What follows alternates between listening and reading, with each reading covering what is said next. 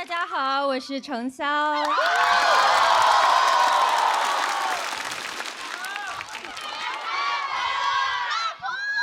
其实我一直都非常爱看我们节目。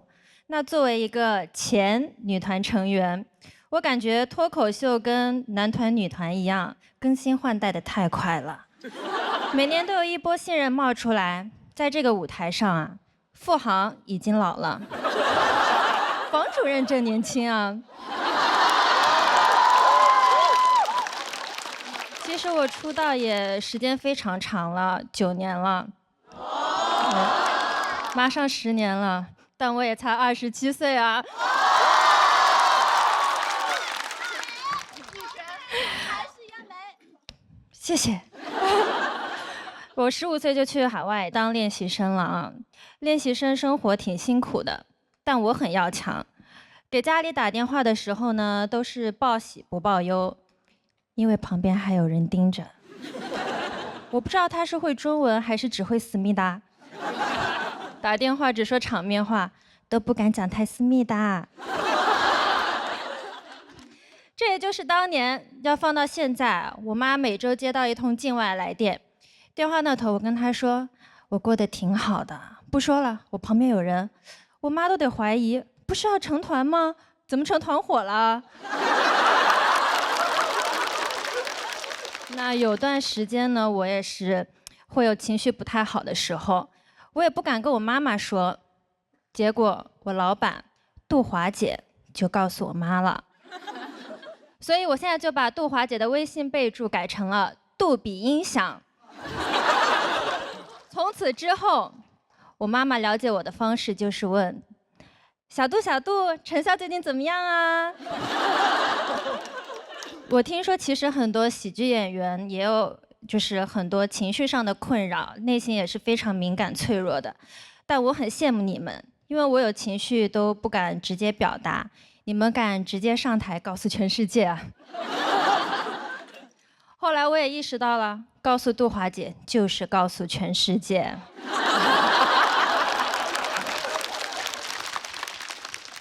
但确实有些事情让我妈妈知道了，她只会更担心。我记得有一次我左腿骨折了，然后我坐着轮椅去面试的中餐厅，他们都说你这样还去啥中餐厅啊？你该去的是中医院。然后都劝我，你就剩一条好腿了，现在得好好休息。我说剩一条好腿了，我才要努力搞事业，万一要是站起来了，谁见了不得说独立女性？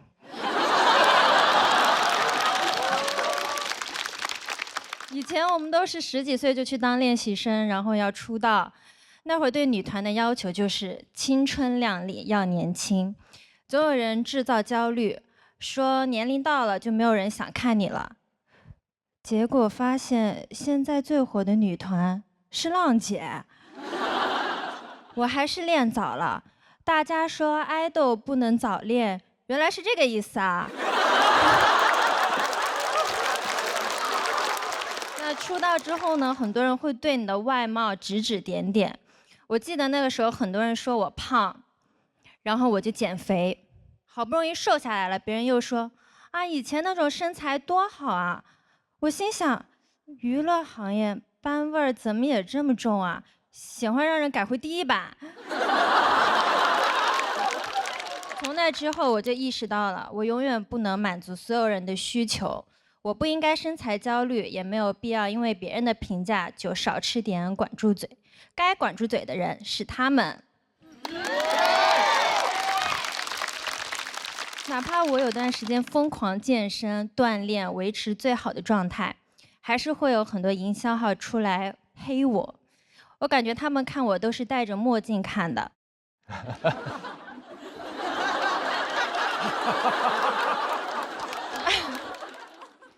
但是现在我看开了，我去户外运动也不涂防晒了，先学会自己黑自己。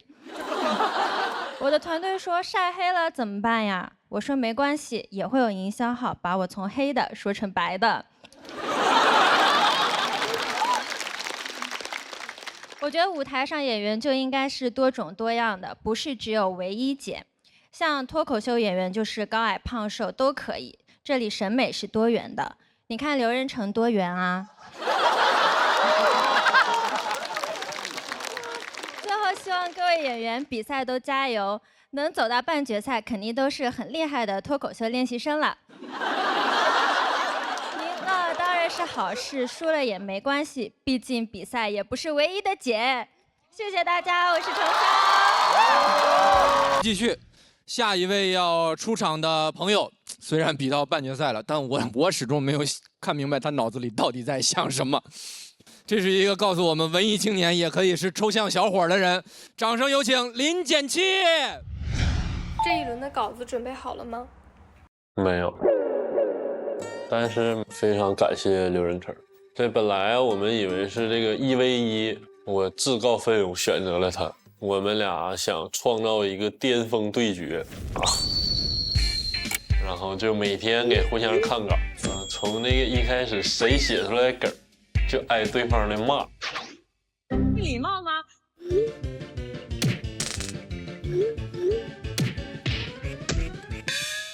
到后来我实在有点写不动了，我说我想放弃。其实他写一半的时候，我就感觉有点打不过他了。写完了吗？打算写完。我刘仁成就写完了，老炸了。反正刘仁成这轮能拿第一，刘仁成195，他的底写可好了，饭都不香。哎呀，咋办呢？刘仁成在我想放弃的时候，他也是一直在拽着我。我买熟了，都发了，从别人。其实他对我有一些，主要是心态上的帮助。心态好几次就是比较疲倦、比较累的时候，都是他让我使劲儿。加油，林简七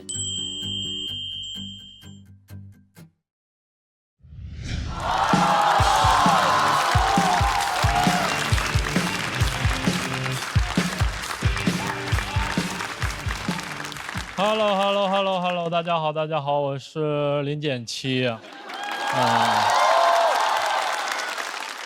我今天聊一聊我毕业之后的事儿。我毕业之后是来到了上海沪漂，当时没有什么钱，很穷。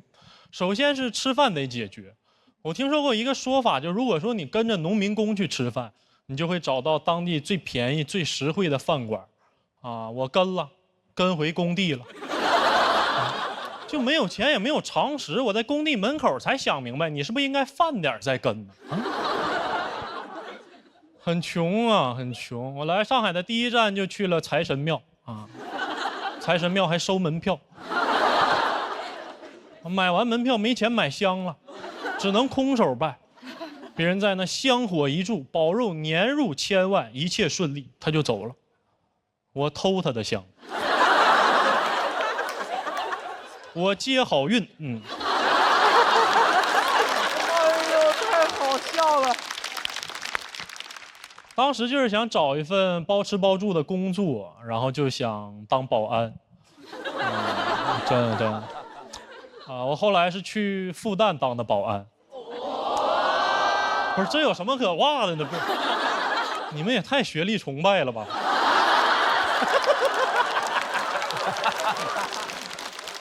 其实我也一样。我为什么去复旦当保安？原因很简单，就是我想在以后朋友聚会沉默时，我突然说一句“自由而无用”。他说什么玩意儿？我说没事，我们学校校训。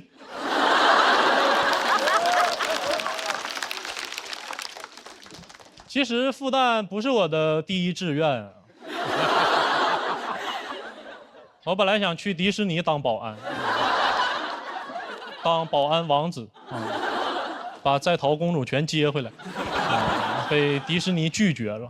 他们说我没有保安证，我说我会唱 Let It Go 也不行吗？他说，面试就非常痛快啊，复旦面试就非常痛快。面试官只问了我一个问题，他说你坐过牢吗？他问的有点太笃定了，以至于我不知道坐牢他是加分项还是减分项。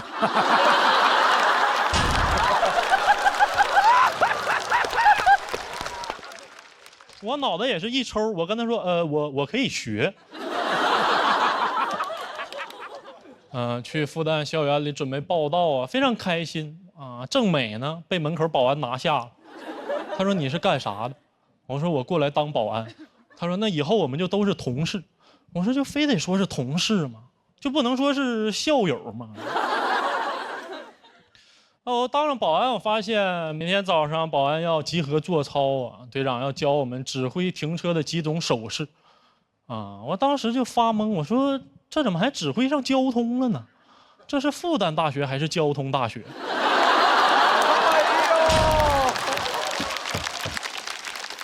队长说这个是停车啊，这个是左转啊，这个是倒车。教完之后，他开始训话。他说今天我们的任务跟往常一样，校园内他不让停车。我说那刚才教啥呢？你不让停车的手势我见过呀，你就去。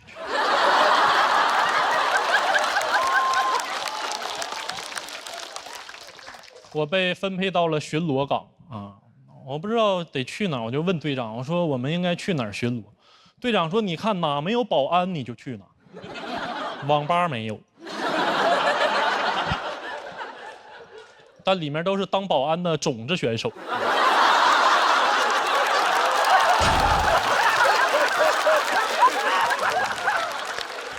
其实我们巡逻就是负责复旦学生的安全啊，但是复旦学生非常安全啊。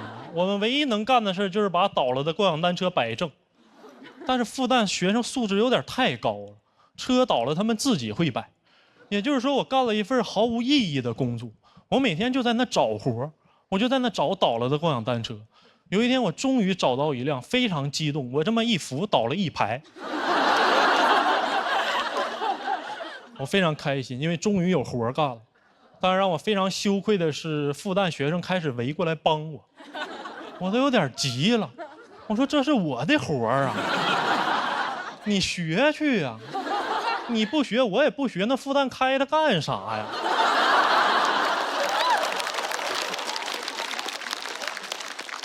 学生真的太善良了。我记得有一次我站岗，跑过来一个男生，他说校外有一个大爷晕倒了，让我赶紧处理一下。啊，我不能让他白信任我，但我也必须得站岗。我就跟他说，那你当一会儿保安。我把帽子给他戴上。当他向我回礼的那一瞬间，交接仪式完成了。我赶紧找到大爷一看啊，大爷在那睡觉。我又回学校啊，我离远一看，那个学生站得比我精神多了，他在那查别人校园卡呢。我说干得还挺好，换回来吧。他没让我进，他说我没有校园卡。我说你真是当保安的好苗子啊，有点权利你就知道难为别人。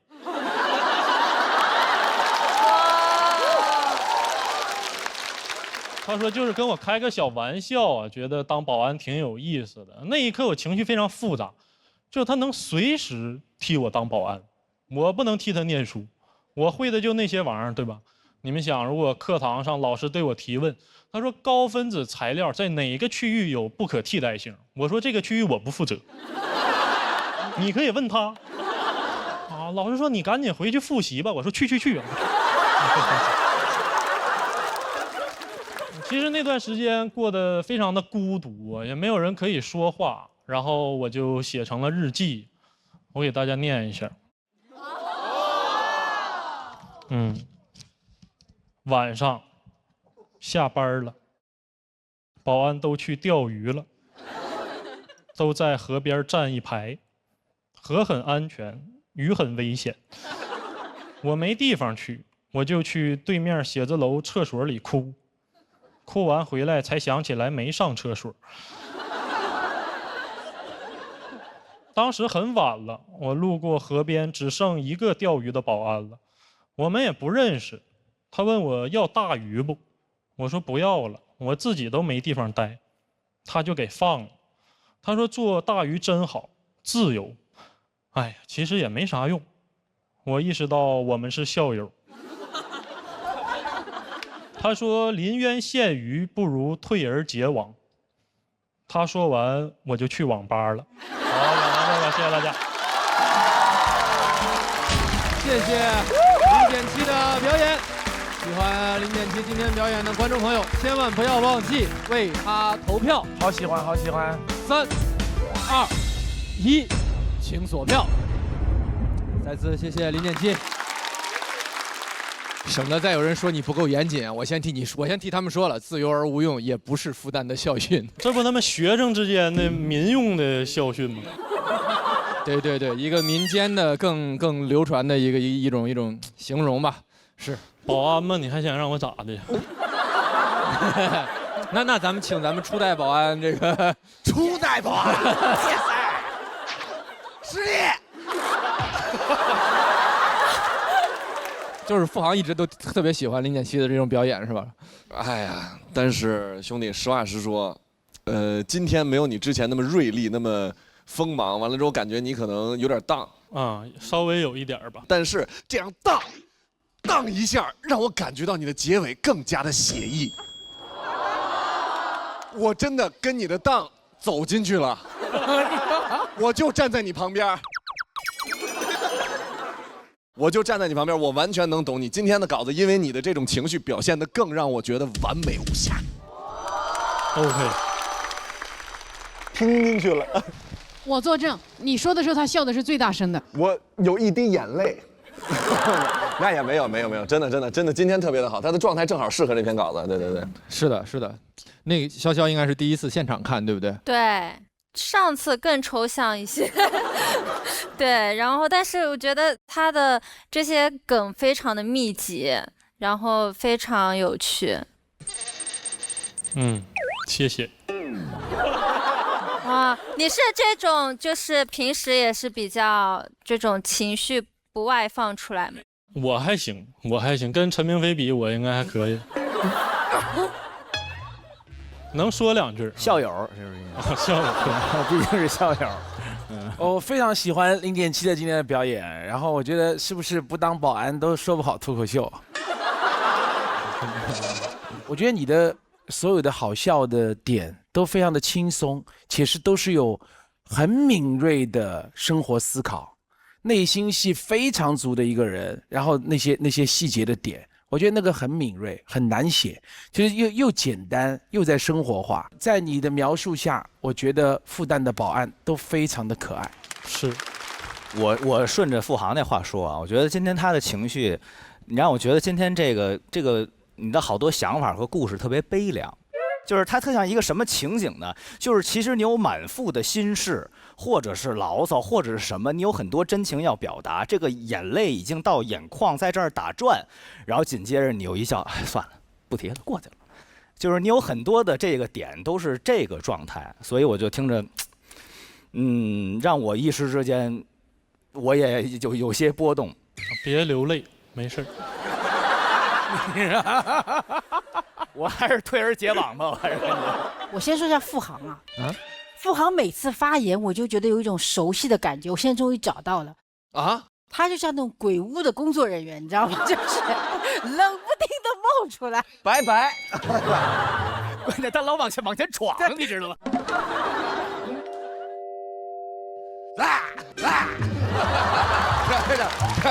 幽默一下吧，幽默一下。对。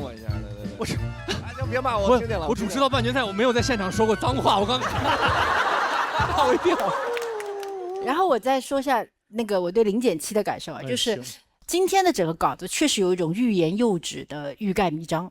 我不知道是不是你选择了就是退而结网的一种方式。就我理解你想讲的是这种保安生活中或者你真实的这个生活经历里带来的思考，包括我很喜欢你的这个底啊，因为我觉得你的风格是那种以独特的视角观察，然后有一个意想不到的，就你前面陈述一个事情，你会忽然来一个你自己意想不到的态度，这是我觉得你的比较强烈的风格。但在今天这篇稿子里，这个风格的凸显没有前几篇那么强烈。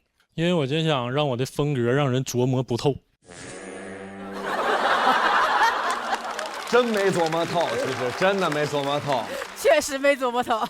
你成功了，就像脸上长一痘，然后玩了半天就还要挤，摁回去了，不要，折磨流派的这都属于。他的喜剧真的非常打破框架，是，不知道哪里来的，抚顺来的。我很喜欢，最后这个结尾的一定有很多种处理方法。为什么要是日记呢？就是想让大家跟我。你先别说，我猜一下。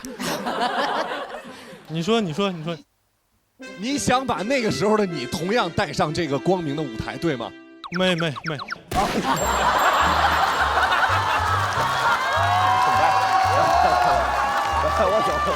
保安的悲喜并不相通啊！再见了！怎么交班了？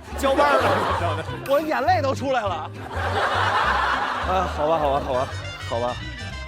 我就是想读日记，就是想带大家一起跟我去当时那个场景。那厕所能招有这么多人吗？马上就猜对了，不是带过来，是都带回去。确实很有意思，品吧，真是。反正我们品到现在也没有完全品明白呢。但是这个表演还是获得了我们气氛组的4票满票。我们也来看一看第3位直接晋级总决赛的会是哪位朋友？激动人心的时刻，嘻哈多少票？王悦。嘻哈吗？请看大屏幕。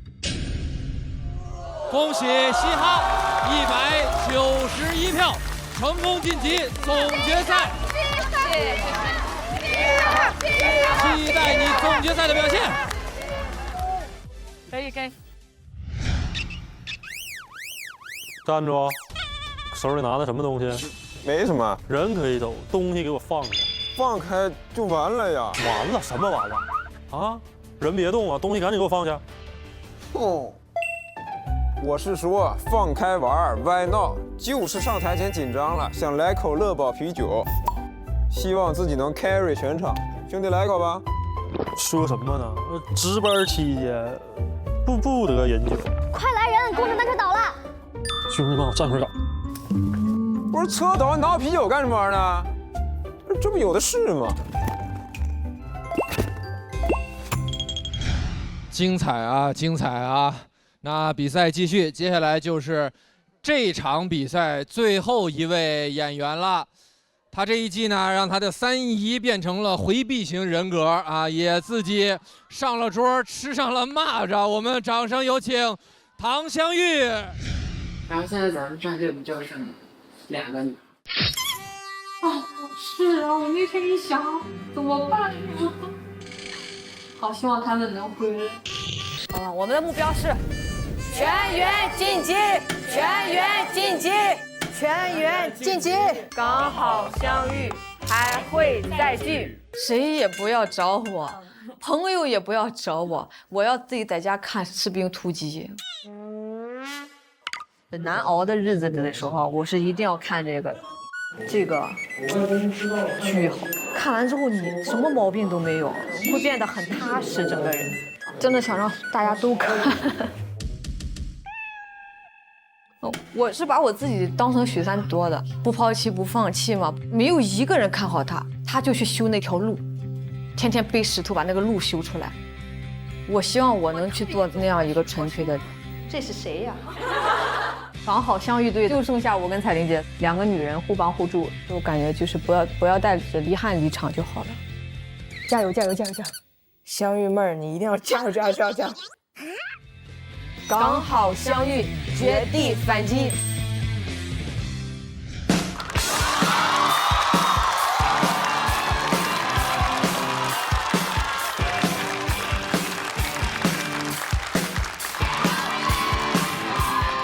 大家好，我是唐香玉。今年确实是有进步了啊，有成长了，居然让我来压轴了。啊，还行。其实我这一季呢，没怎么讲家里的事儿，毕竟家里人也改过自新了，不敢上热搜。我3姨还写了封信拍给我，特别感人，那纸上甚至有斑驳的泪痕，这转变也太大了。我拿到手才发现，哦，那是油。我吃饭的时候写的，啊，谢谢3姨给我加油。人是改变了，但家里条件没怎么改善，就有亲戚问我了：“你也有出息了，咋不帮衬家里呀？你没结婚没孩子的，钱都花到哪儿了？”我说花到女人身上了。什么女人？我这个自私的坏女人。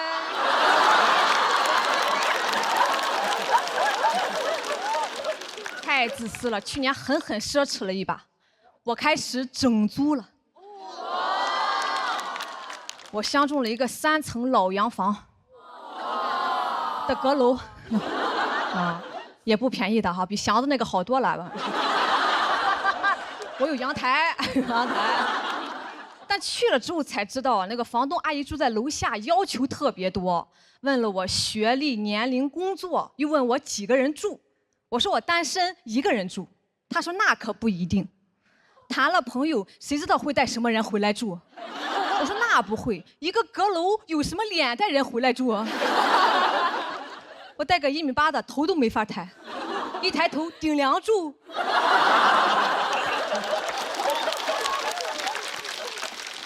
而且他得先让我住，我才能证明我不会带人回来住，不然就是一个薛定谔的问题了。但我不敢再犟了，我怕他以为薛定谔也要过来住。我特别想说，阿姨，我真不喜欢和别人住，如果有可能，我都希望你也别在这里住。他说，哎，就是怕租给了不3不4的。我哪里不3不4的？我人5人6的。我都没说我做脱口秀的，那不得把他吓死呀！反正就是各种挑你，什么一个外地小姑娘不稳定，咱也不知道要多稳定。我在这阁楼里住一辈子吗？就不出阁了吗？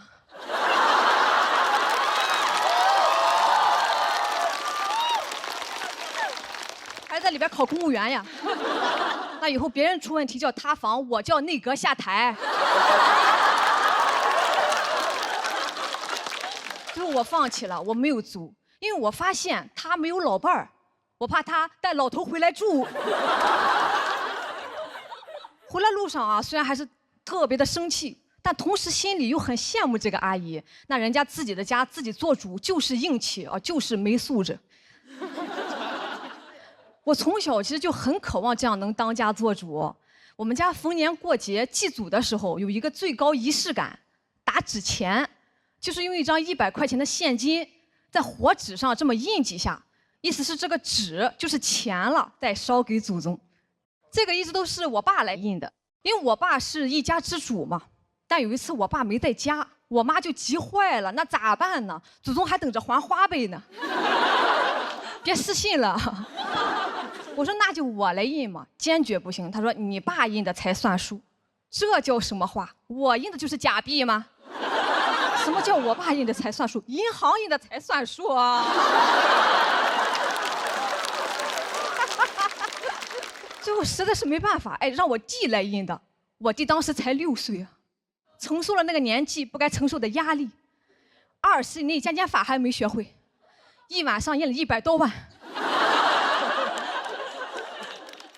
但其实我也参与了，我拿了一张5毛的，偷偷印点零钱。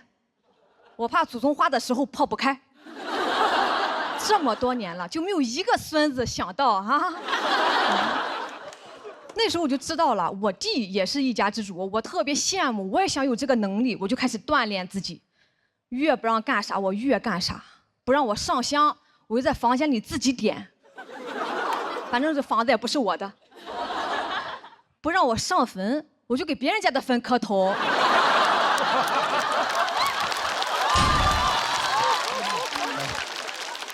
也算是磕到了，磕到了。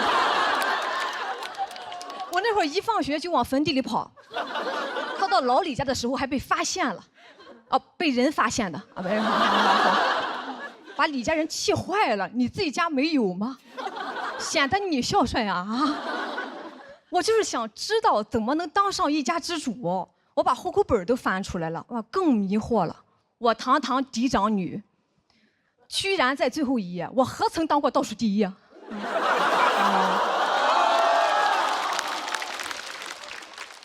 我爸解释了说，哎，你以后要嫁人嘛，户口会迁出去，放最后一页方便。我直接抽出来了，我自己拿着更方便。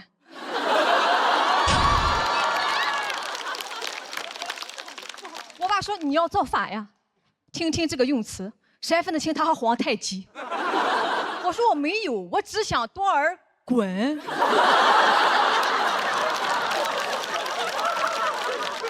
我后来真去问了哈，我能不能当户主啊？说可以，但这房子得是你的，这不巧了吗？它就不可能是我的。旁边有个大哥就建议我了，那你可以让父母过户给你呀。真是个好建议，我咋没想到呢？我不禁开始思考一个问题：先有鸡还是先有蛋？他们要是给我过户，我还用开户；长公主要是能登基，还用夺嫡呀。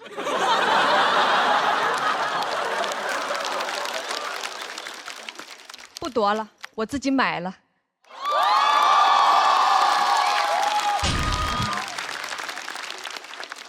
对，现在站在大家面前的不光是一位美女，也将是全村第一位女一家之主。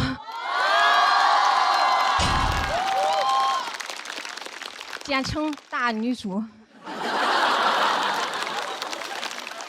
虽然没有买在大城市啊，但还是很高兴的。我当天就去做了一本家谱，以后从我这里单开，我给我自己当太奶，重生之太奶竟是我自己。没有后代也不要紧，反正我早早的学会了印纸钱，也提前磕了很多头，打好关系了。别的不敢说，老李家肯定管我。好，来，谢谢，谢谢。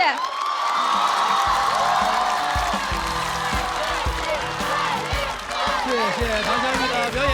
喜欢唐湘玉今天表演的观众朋友，千万不要忘记为她投票，请锁票。再次谢谢湘玉，很精彩，很精彩，真是。我刚才看的也是很开心。潇潇。我一直就是很喜欢唐湘玉，从之前的节目里，然后其实我们有在活动上碰到过，但是就没有能打招呼。在那个应该是你是那个什么尖叫之夜的主持人，是有在那个互动区。对对对，就是但是大家都穿着礼服，很端着，就是也没好意思大声说出我很喜欢你。然后其实我也有在关注程潇老师的一些节目，包括妈妈女儿那个节目我也有看，然后我觉得从里边确实能学习到很多，然后我们还有很多我能感同身受的你的一些地方。我也很喜欢你。谢谢。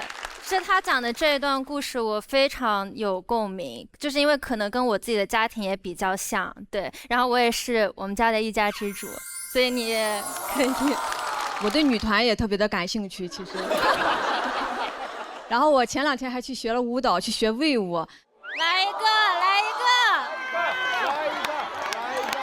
我本来想让程潇老师能教我一下，但我怕裙子什么不方便，我可以给你献丑一下。就是你就想象你前面有一面墙，你就去顶。你现在是在教程潇怎么魏舞是吧？我展示，就是这样，对，就这样。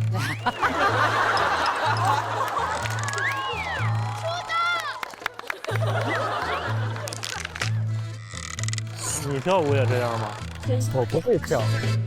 程潇，你要不要示范一个标准的？对，其实是没错的，要想象前面有面墙，然后它就是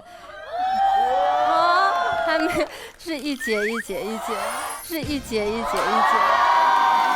术业有专攻啊，真是。这样是吗？是这样吗？挺好的。有天赋，可以练出来吗？好，快坐去吧，谢谢。是不一样的风格。以后谁说我不好笑，我就为我恶心死他。那你在歌唱界有梦想吗？这。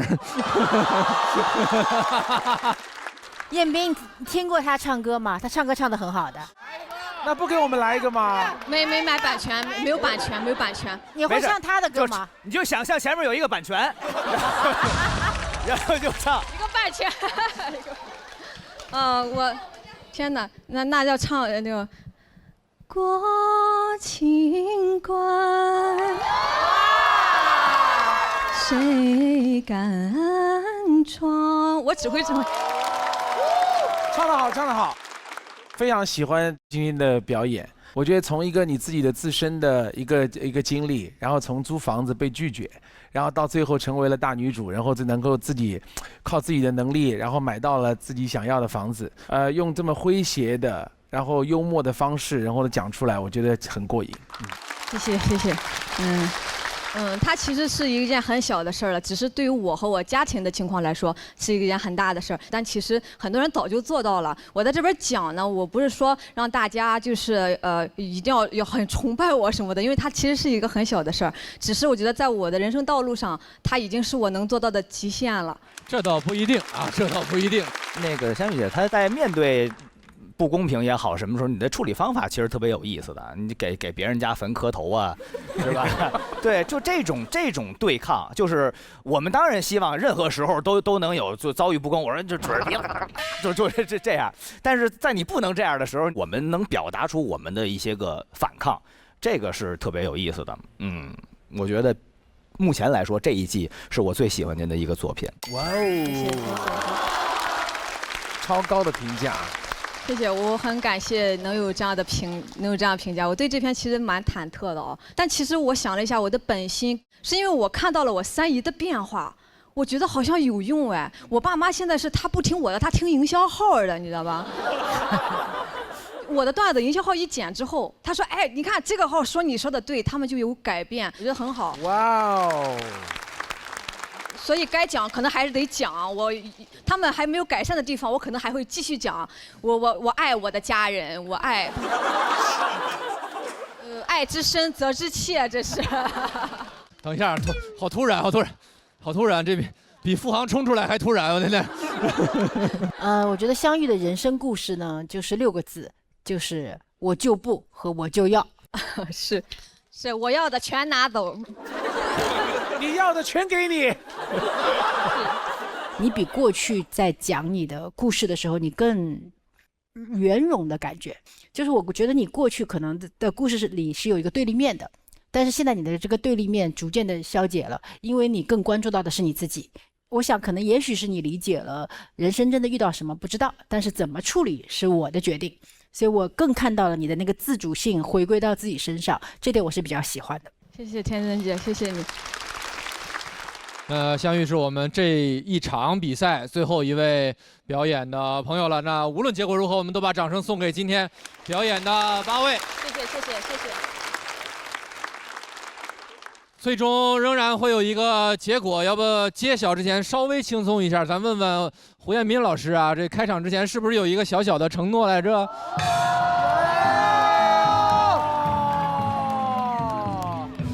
好为难哦，你要选谁？哎，真挺难的，我觉得。我今天最喜欢的是0.7。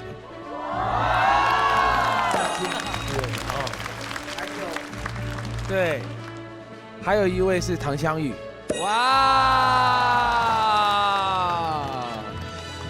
是因为我站在这儿吗？不是，都在这儿呢。哎，但是胡老师，您不是说还要挑一位观众吗？是。哪一位观众？我来选一下。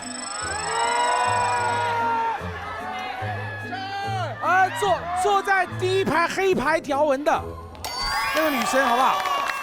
好。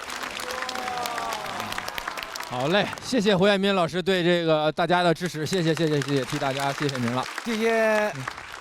好嘞，那随着这个香玉演完，我们今天这一场冲刺赛最后一个直接晋级总决赛的名额也即将诞生了，他究竟是谁？请看大屏幕。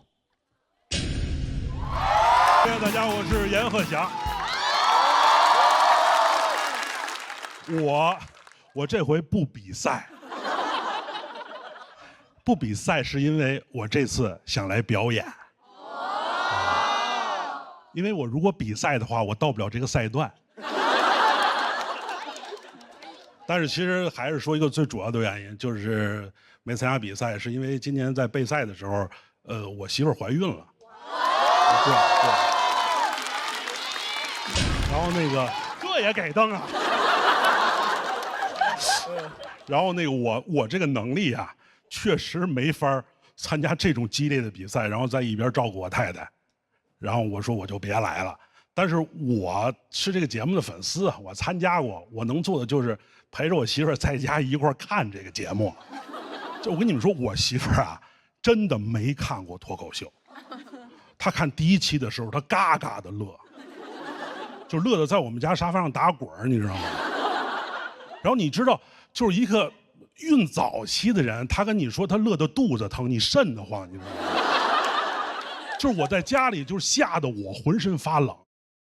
就我感觉我当时我就像一个企鹅一样，就我希望喜丹就别那么可乐。哎呀，你们节目也看了，就是看到后边的时候，我太太有一点激动，看这个节目，就真的给我吓坏了，你知道吗？我夜里3点给我建档那个妇产科打电话，我说那个我太太孕早期，她现在有点激动，有点不舒服，然后接电话是一护士。护士说因为什么？我说因为看那个房主任。然后护士说你要挂房主任号，你直接给房主任打。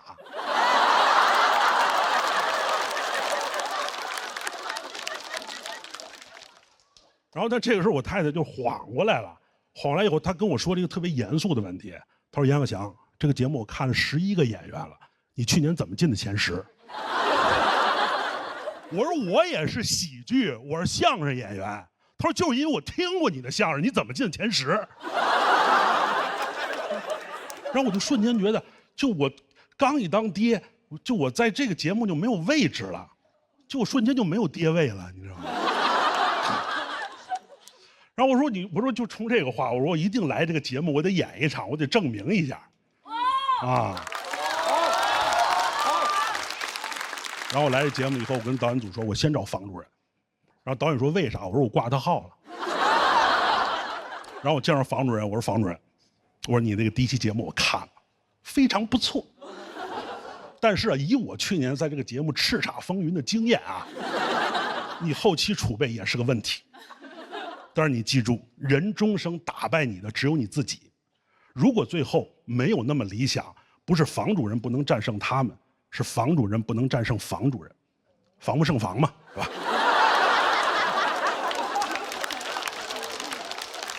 然后房主任说：“严老师，您爹味儿又回来了。”然后房主任他说了他出走的决心啊，其实我去年也是有这方面的表达，但是我必须得回去，因为我社保确实在相声界的。但是你们就真的不知道这1年，就是相声界都对我做了什么，就是他们逼我在相声园子说脱口秀。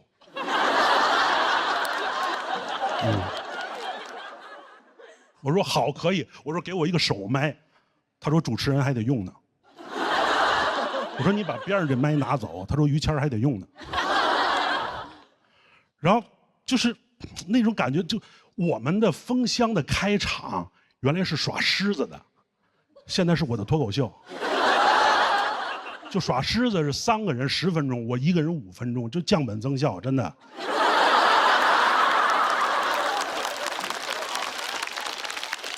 然后大家对你那个状态真的是，杨鹤祥来说脱口秀，就说你的对指点，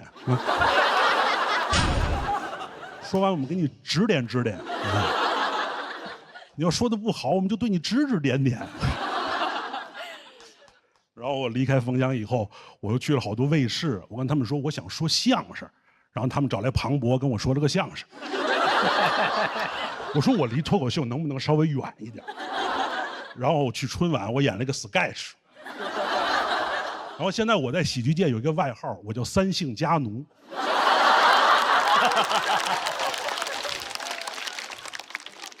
就是你从你的对指点回去以后，你发现你变成了一个新的异类。但是我这1年，我反复又想再沟通这2个行业。我见到一个相声演员，我就跟他说：“我说你知道脱口秀真的跟咱们有什么区别吗？”我说：“第一，他们真的让更多的女孩上台讲笑话了。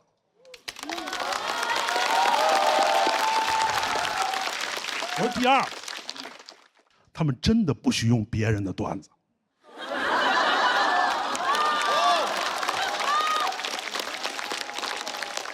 我说第3，他们的行业的明星应该是那个最可乐的人。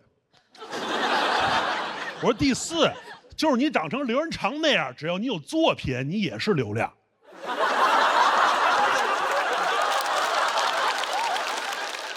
但没有什么反应，然后我又咔咔咔，我又跑到脱口秀这边。我说我跟你们说啊，相声它也是一个内容驱动的东西，大褂这些东西都是它的形式。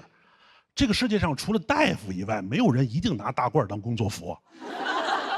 然后我们也不靠衣服的这个材质来区分我们的等级。我说那个是圣斗士。我说我们也不靠这个衣服的颜色论资排辈儿。我那个是葫芦娃呀。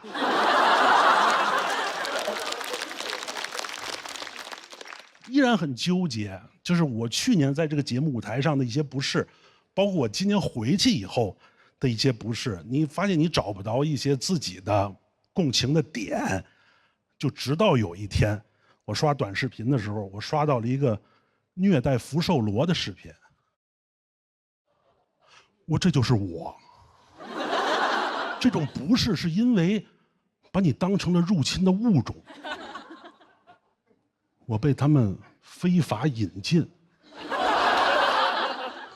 恶意放生，做成解压节目发到网上。然后后来想，我对跟入侵物种是有什么共性吗？我又看了好多，我看了小龙虾、罗非鱼，我还看了牛蛙，我确实都很肥美，这就是。但后来觉得我不是，为什么呢？因为入侵物种最大的威胁，它危害当地的物种多样性。但是我觉得我丰富了这个舞台的表达多样性。我觉得脱口秀这个舞台最大的魅力是它有如此丰富的表达，且容下了那么多的表达多样性。就像你们现在又听了一个没有那么多炸梗的相声一样。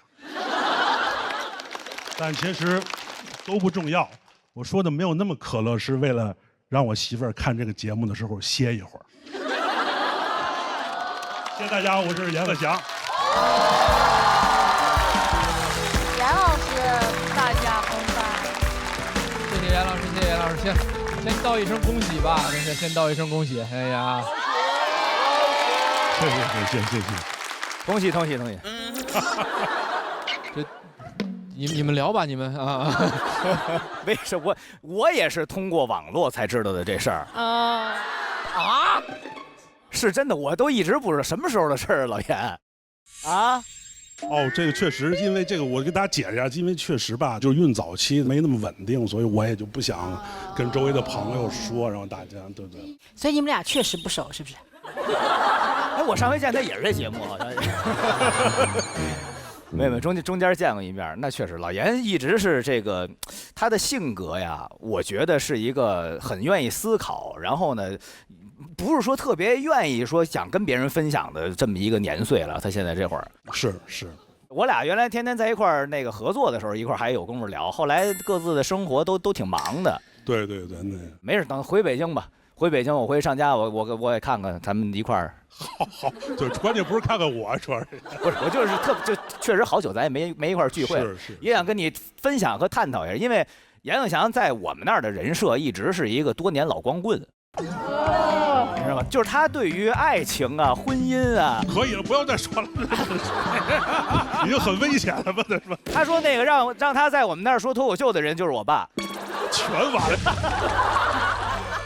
所以我特想了解，就是我哥是经历了什么，然后让他在这么1年之间，他的那个思想就发生了转变。没有，就是我觉得不是，其实跟刚才这个段子有很大关系，跟这个节目有关系。就是其实，有一点又找不到归属感，但是家庭给了很大的归属感，给了很大的归属感。我觉得严老师在这个台上之所以如此的特别啊，就是除了他是比如咱们说跨界，咱们说之前跟大林是搭档之外，还有一点就是他有他这个年龄段可能大多数人都没有的一种坦诚，一种脆弱，甚至是，然后他也勇敢的把这个脆弱经常暴露给大家。谢谢杨老师，谢谢杨老师，这个谢谢大家，谢谢。哎，干嘛？对不起。快去这个主持一下咱们大实话观战间。那咱们演出继续，比赛也继续。下一位要出场的，之前他这个第一期的时候跟大家说不能既要又要，但是他现在就是既要又要，他既要到了杨幂的微信，又要闯总决赛了。掌声有请刘仁成。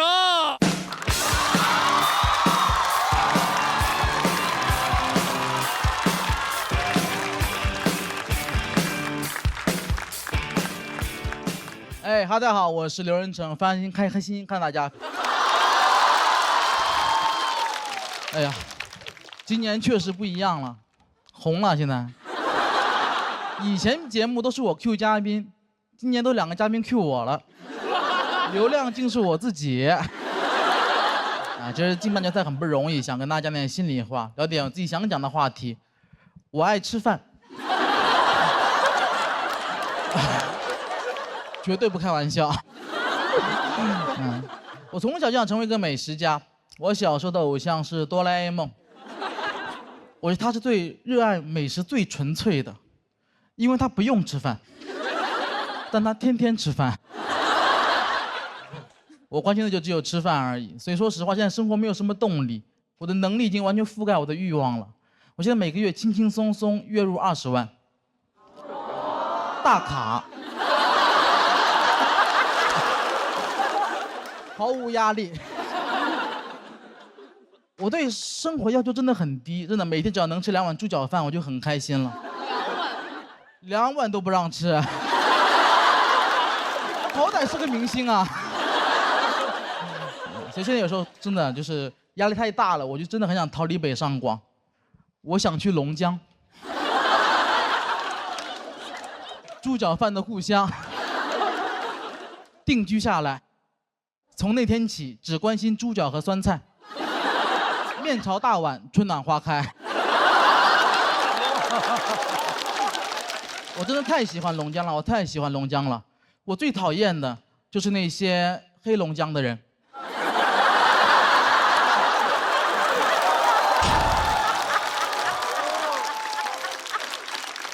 不是说于香雨哈，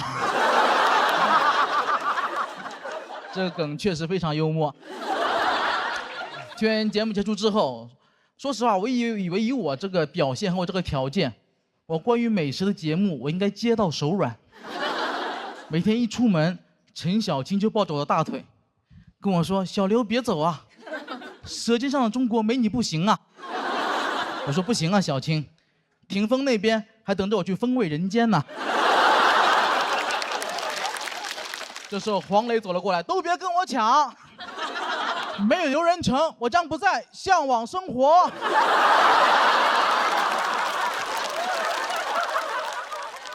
一个都没有发生，一个节目广告都没有接到，甚至前2天有一个快餐品牌，他点名要一个脱口秀演员，我觉得该轮到我了，我相当权威。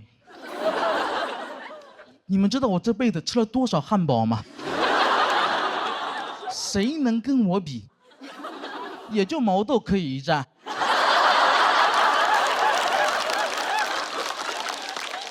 结果最后我俩双双落选。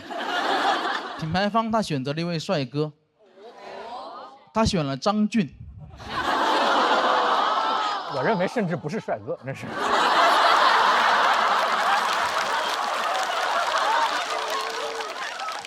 张俊，他懂汉堡吗？他知道巨无霸跟不速之霸的区别吗？他知道吮指原味鸡有几种吗？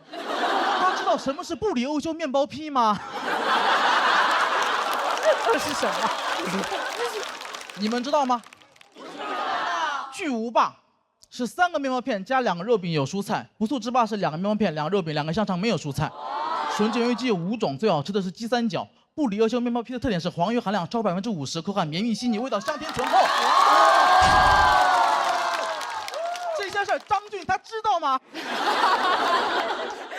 你们也别怪我情绪激动，他触碰到我的逆鳞了。而且咱们换位思考一下，如果有一天张俊他打开他的蛋白粉，发现是我代言的，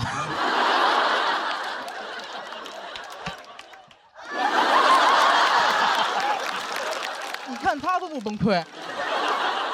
哎，可是最后品牌方还是给了我解释，他说没有选我的原因是因为他们是一个快餐品牌，他们不能找胖子。可能是我学历低吧，我听不懂。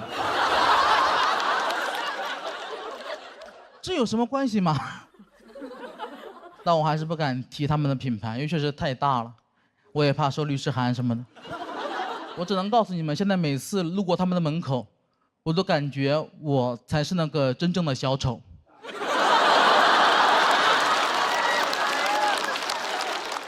我真的很难过。我们胖子门窗，一家都是卖门的。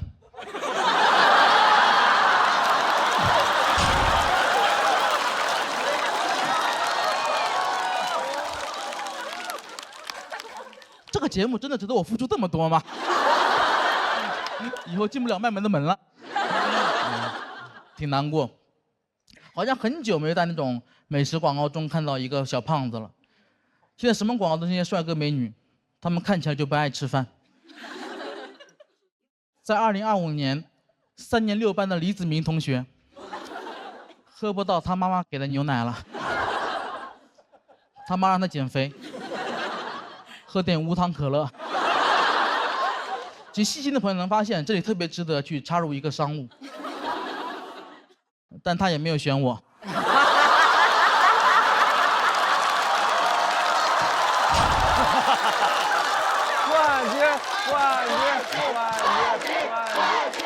但没事儿，我相信只要我长得好，观众朋友们会选我。感觉不知道从什么时候开始，大家对这种吃饭的爱就没那么纯粹了。我感觉好像是从热量可以被精准的计算开始，大家都太在乎、太谨慎，有点魔怔了。你们有没有跟这种人吃过饭？就是他跟他吃饭，他就要计算每一口的热量，每一个口。吃个饭那里30大卡、50大卡、40大卡，吃个饭我以为上国道了，全是大卡。我家人就跟朋友吃饭，他更过分，他还没有吃就在那算热量，因为他做数学题让他算来算去，算得我都崩溃。我说哥哥你别算了，这是烧烤，这不是高考，别算了，这道题就跟我做，姐，再来10串。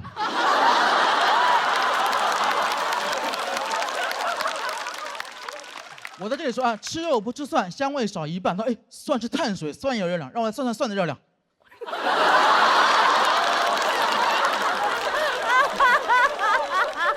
吃一晚上就吃2根花菜。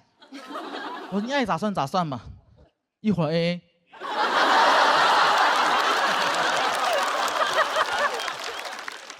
网上有人说，他说人生就是每天整个2000卡的热量去维持身体机能。其实我不同意。我觉得数字是冷冰冰的，哪怕是在形容热量，在我心里吃饭是个很浪漫的事儿。有一次我心情很差，我突然特别想吃那个顺德鱼生，我立马坐飞机去了广州，坐高铁到顺德，出了高铁站打车去店里面。没一会儿鱼生上来了，但不能吃，得拌上新鲜的葱丝、姜丝、芋头丝，撒上花生跟芝麻，挤上几滴柠檬汁，再浇上一圈花生油。一口下去，鱼肉的鲜甜，蔬菜的清爽，花生跟芝麻的香，柠檬汁的酸，混合着油酒的香气在口腔中迸发出来。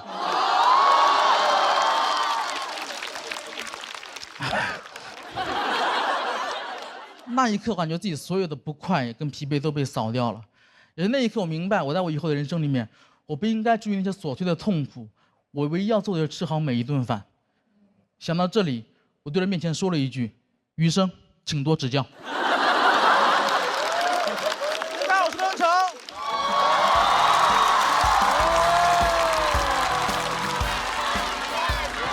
谢谢刘仁成的表演。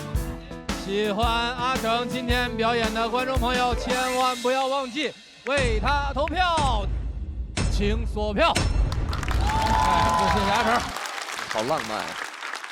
好浪漫啊！对，昨天演员们都说阿成这篇稿子非常浪漫，我们以为他要讲爱情了。对，我们猜了半天，结果他说的是余生，确实也是他的爱情，真爱。对，而且阿成为了这篇稿子是自己选的衣服，是不是？嗯。你要不要转过来给大家瞅一眼，或者？是。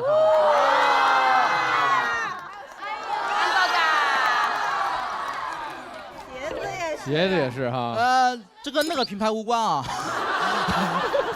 那确实就是这好像，反正我印象中这应该是阿成情绪最大的一次了，几乎。对，的确是上台就非常激动，第一句话就是很开心。哎，大家好，我是刘仁成，非常开心看大家。说啥呢？稀里秃噜的。当时我们都以为你非常紧张，你完全慌了，但是后来看他的表演一点都没有。对，是。大林，我看听的也挺激动的，是吧？激动啊！我是在他那个讲解那几种不同。你看脱口秀发展到最后也得报菜名，你看，这是。让老严回来吧，老严陷入了新的纠结。对，特别好，可能因为我也是一个爱吃之人，就听着我很共情，听着特别的舒服。然后我跟阿成在这方面真的说的我也挺难受的。为什么？因为我特别想代言一款啤酒。然后呢，那个我对人说，这个咱们这种行业的一般不会代言这，他们都得找那些个歌星啊什么的，那个就是音乐节那个那啥。我说你看看这几个代言人，我跟他们都喝过，他们喝不过我。我说你想办法。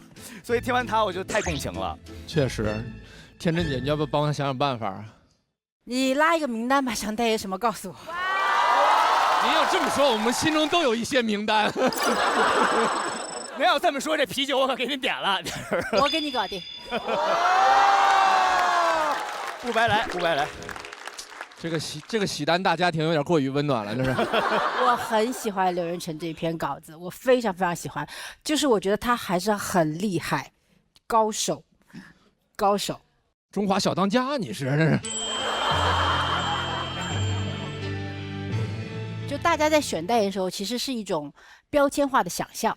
他就是会觉得，哎，我不能传递某一个信息，好像吃我的东西会长胖，所以我不能找一个看似胖的人。但是他不理解那个本质是热爱。这也不是看似了，实质。看清。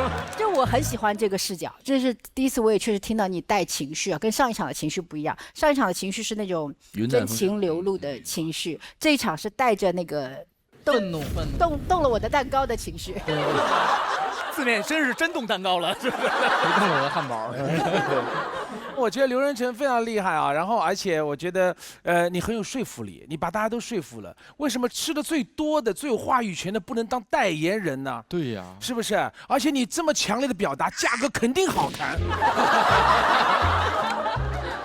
是吧？我们天真姐是吧？你真的不像一个歌手。最后这个代言费是代金券是吗？我也非常的能够共情，因为你应该也有很多就是想吃，然后但是可能不能吃的时刻，对不对？会有，但是就是说实话，我本人也挺爱吃的，就是很多那个被狗仔拍到的这些视频，都是在吃饭和吃饭的路上，对，所以就是觉得大家一定要好好吃饭。就他往心里去了。而且阿成说这真是真的，你这今天早上看到他朋友圈了吧？哇，对，就是刚我还庞博还在讨论说，阿成他经常会精神萎靡，什么可能跟那个碳水的量太大。晕碳了。实话啊，今天早晨9点35分，刘仁成的朋友圈是一大盆面，一大碗面和2盘羊肉是吗？羊肉。最后最重要的是，每一顿吃饭之后都要喝2瓶可乐。是。但我现在理解了，就是演员说他这个很感动的原因，就是他非常真实的在挖掘自己内心那些当下处境当中很真实的情绪。因为我发现，其实我们这个社会确实是存在对于长得胖的人是有一些歧视的，就是如果是一个很瘦的人，他立了一个吃货的人设，大家都会夸，会羡慕他。对，如果是一个胖的人爱吃，大家都会说难听的话。对。而且我觉得他破解了一个东西，就是，其实幸福的生活不是那些宏大叙事里面的成功，就是吃好每一顿饭，睡好每一觉。这就是我想说的。真的，很棒，很棒。而且今天我们现场还有一位这个阿成的朋友也在现场，来给他加油打气，是吗？在哪儿呢？哪位朋友啊？嗨，陈哥你好，我有个问题想问你。好。你懂统一春服备茶吗？我可以懂。你知道它经过3重焙火吗？你知道它能让你口口生香吗？统一春福搭配你最爱的猪脚饭更香哦，为你加油！我以为朋友是我，没想到他有了新的朋友，谢谢这位朋友。我以为是要给代言合约了。阿成，你再反思一下吧，商务让他说都不让你说，怎么回事啊？就是站在你面前不让你说。哎呀，真精彩，真精彩！我这真心希望阿成能节目结束播出之后吧，接到这个他心仪的代言。而且确实啊，这之前我们也聊过一个事儿，小佳就之前段子说呢，为什么这个手机拍照不能找我做代言呢？有人比我更懂防抖吗？有道理啊。就是啊，咱们这做广告的朋友真的可以想想，不妨作为其中一种思路，是吧？那阿成这精彩的表演也是获得了我们气氛组的满票，恭喜阿成啊！作为今天第5个出场的演员，那阿成演完我们当前最高票的演员，就可以直接晋级总决赛了，也是我们今年喜剧之王单口季第2季第1个直通总决赛的名额，究竟会是谁？请看大屏幕。你说谁晋级啊？我觉得阿成能，还是翔宇？嘻哈吧。请看大屏幕。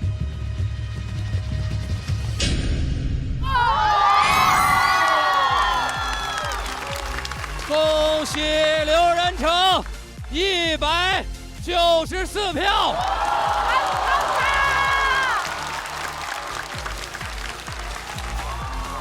阿成，商务没有选你的段子，但现在我要说，一口春福，茶香倍儿足，统一春福无糖茶，恭喜你率先晋级总决赛。终于，哎呀，太乖了！阿成好棒！我认为这一篇的文本超过了他胖子门窗，就是在一个本来我可能不太能共情的一个主题上，然后他说完了之后，我完全共情了。刘仁成实至名归，商务快点找他吧，巴拉巴巴巴。你今天点的啥外卖？猪脚饭。我就挺爱吃的，这是我生活很大的一个部分，我都吃完饭才开始一天的。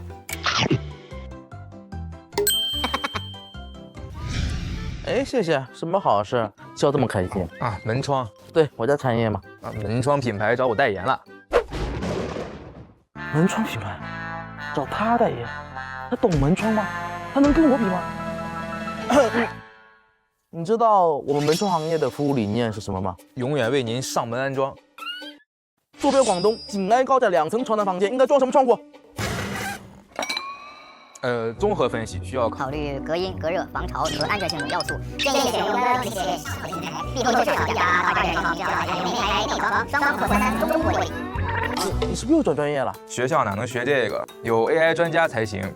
我现在有问题都找夸克，夸克 AI 超级框，搜伤特别高，多复杂的问题都能解决。AI 相机还能拍照问答，手机、电脑都能用。夸克我也有啊，怎么感觉跟你不一样呢？我看看。比赛继续。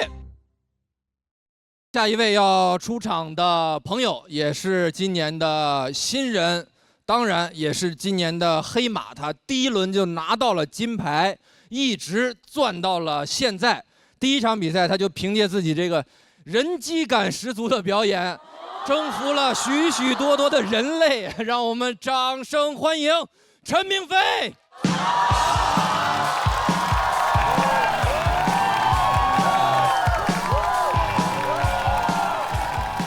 大家好，我是陈明飞啊。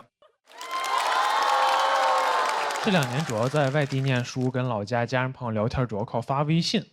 但我发现微信这个软件其实很容易让我变得敷衍，就是朋友转我视频，我肯定不看，哪怕我本来就在看视频，我只会先等1个小时，然后说好好好好好。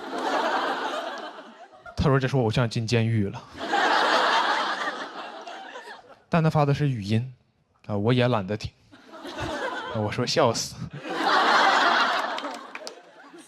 线上有点敷衍，线下也不是很擅长社交。大学有空去讲一讲脱口秀。大1那年省吃俭用攒了1500块钱，瞒着家里去成都打了1场比赛。朋友们，这是场豪赌，因为如果赢了，我就能用奖金买机票回上海。比赛结果怎么说呢？上海30个小时绿皮硬座也能回。我上车的时候其实感觉还好，因为我觉得现代人只要有手机玩，熬30个小时不是问题。上车之后才发现，这辆车有座但没有插座。说实话，我宁愿它只有插座。手机没电之后，我才意识到平时坐高铁还是有点太矫情了。有人外放视频，我就心想这个声音怎么这么大？但那天，我说这个声音我怎么听不清呢？我发现我其实挺喜欢跟人一起看视频的，烂片我也看。我感觉烂片可能就适合在绿皮放，无聊的人看无聊的片儿。上海堡垒只在绿皮，豆瓣至少9.9。绿皮书能拿奥斯卡，就是因为叫绿皮。我觉得人可能就是在这种环境里才容易看东西感到开心，觉得好玩。我现在特别理解录节目为什么要做得紧，还要收手机，以为自己踏上了通往快乐的列车，殊不知这是一班绿皮儿。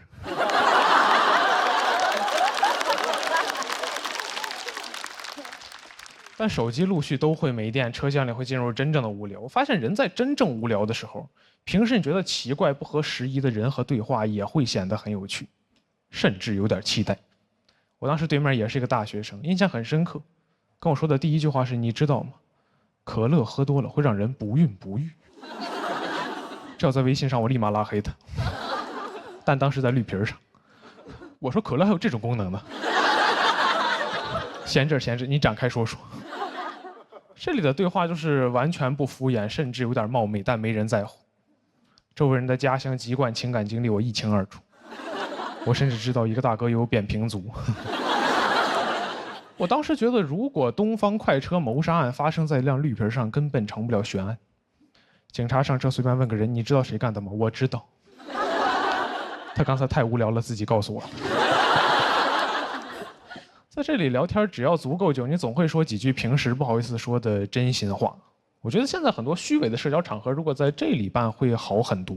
比如面试，待6个小时，来面试的 HR 都说实话了。对不起，我学历造假。没关系，其实我们周末也上班，依然般配。只要你说真心话，一定有人真心听，也不用担心没有话聊，因为每一个新站总会有一些新人上车。我们会和他一起看电影，直到他的手机没电。然后我就想，怎么再跟他开启一段新的对话，怎么说比较好呢？我说你知道吗？可乐喝多了会让人不孕不育。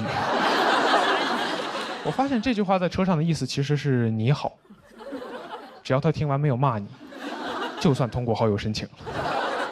我越想越觉得这其实是一个非常厉害的一个开场白啊，因为它足够纯粹。你听别的你好，打扰一下冒昧，你都感觉很得体，但下句他就要有求于你。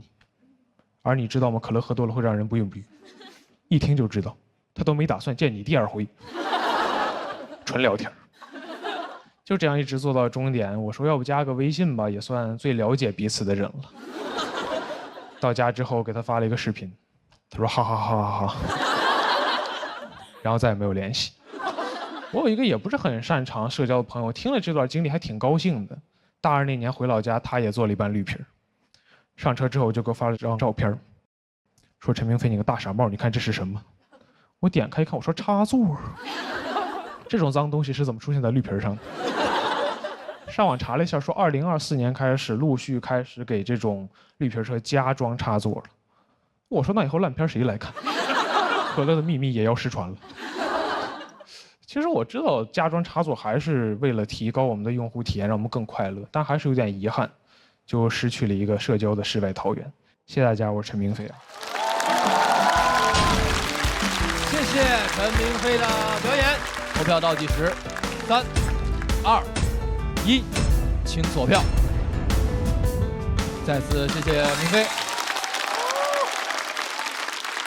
今天紧张吗？明飞，我在这儿呢。哎，今天有点状态不对。不对啊。因为我没有看过就我其实没有看过阎鹤祥老师的稿，我在上面听到最后用可乐和怀孕收敌，我就感觉到这么接应该挺不礼貌的，但是那不会。对，但我就反正一下我就懵了，说实话啊。我没听懂，咋了？您现在就对镜头说没事儿。没有，不是关键他的心思劈开了啊，就是虽然没关系，但他心思已经岔开了，他就一直在想这个事儿，然后就敢讲不敢讲嘛。其实观众好像没有想那么多，是不是？真的没想到，真的没想到。我说阎鹤祥从去年开始不喝可乐了呢，是这个原因是？喝，谁说不喝呀？我每天都喝。他喝的是统一春福。我可能是喝多了。我感觉到那儿确实你就有点没有以往那种坚定啊，确实有点滑着讲。因为第一期播完，我发现还挺容易挨骂的，所以对。天真姐是在最后给了一票，是不是？对，因为我很喜欢陈明飞选择的这个话题，就是因为我们现在的社交其实大多都是依赖电带来的手机带来的一种虚假的社交，所以其实绿皮火车没有电的情况，其实创造了一个真空的环境，让你有机会接触陌生人，甚至了解一个人。我很喜欢这个话题的选择。然后另外第二点呢，是我觉得陈明飞是个非常纯粹的人。就像你刚才说你的那个担心，你怕这个严老师的话，你接这个不礼貌，别人因此来攻击你，所以你才会更多一层担心。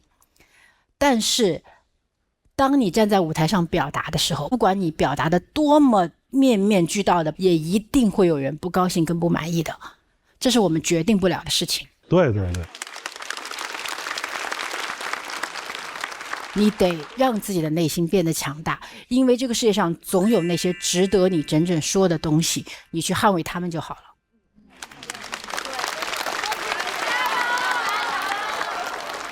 因为我也看了你之前的节目，你也是一个非常内向的人，非常 I 的人，所以你线下交流会更顺利，还是线上交流会更顺利呢？线上。我觉得可能线上交流很多时候不是真正的交流，但线下完全不交流。反正我这2年比较开心的就是每次做绿皮回老家的时候，好像有一个空间是就很慢，然后交流很顺畅。我是感觉它结构其实很像对我们影响很深那种《桃花源记》的结构。你从一个很快适应不了的地方误入了一个很慢但人和人关系很好的地方，最后出来之后也再也回不去的一个状态。我就是觉得想写这么一个，对，但是也没有表现得很好，对。没有。你之前在舞台上表现特别好的时候，那些问题可能会更引起更大的共情和情绪能量嘛。这事儿吧，我就是按这个笑的等级来说，好多都是忍俊不禁。当然，还真是。但你要说冠军嘛，这个确实人也做不到。然后天真姐说的其实那个特别对，我觉得大伙儿都自由，观众也自由。他们就是同意你站这说，给了你说的自由，同时你也给他们自由，可以选择不看你，这很正常。他们愿意看你，愿意看别人，都一样。我确实岁数比你稍大一点点啊，但我不爹啊。我那意思就是我从你这会儿过来，我小时候也特难受，怎么他们都不喜欢，后来发现是不喜欢，还有人喜欢你呢，对吧？是的，那明飞获得了气氛组的1票。